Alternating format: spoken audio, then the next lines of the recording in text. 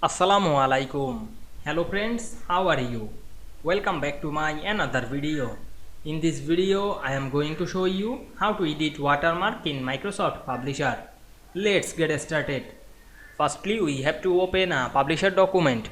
Now we want to edit watermark in this document. Go to the View menu. Select the Master Pages option and we can see here the picture.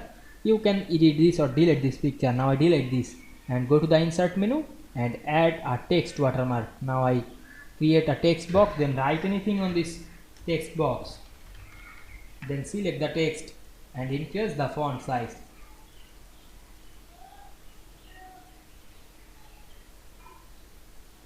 Then go to the Master Pages menu, select Close Master Page. Now we can see we edit watermark this publisher document very easily. I hope you enjoyed the video. Please like, comment, share and subscribe my channel. Thanks for watching.